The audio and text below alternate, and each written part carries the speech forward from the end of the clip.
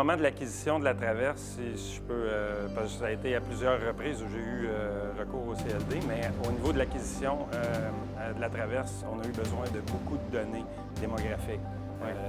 Les déplacements, ainsi de suite. Beaucoup de statistiques et puis eux avaient facilement accès à ces données-là. Le projet était soumis aux audiences publiques en environnement, donc il fallait avoir l'appui du milieu.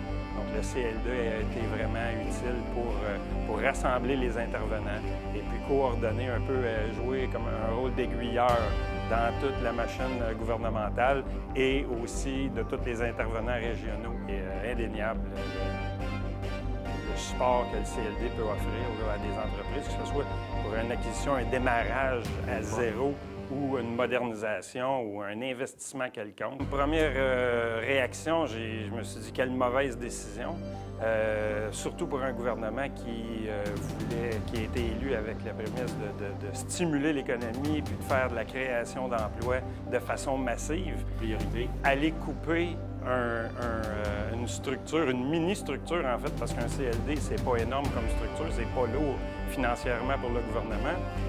Aller couper là où on a des gens du milieu qui connaissent leur milieu, c'est des professionnels du développement économique. C'est eux qui vont aller stimuler les entrepreneurs pour créer des nouvelles entreprises, mais aussi pour accompagner ceux qui sont déjà là pour réaliser leurs projets. C'est du monde qui sont dans le milieu puis ils connaissent leur milieu.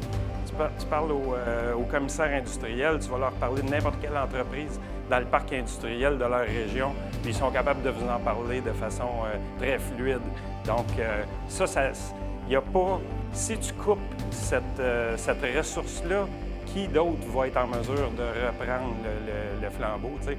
Puis, je le vois pas. Honnêtement, je suis pas capable d'expliquer la logique en arrière de cette volonté de couper là.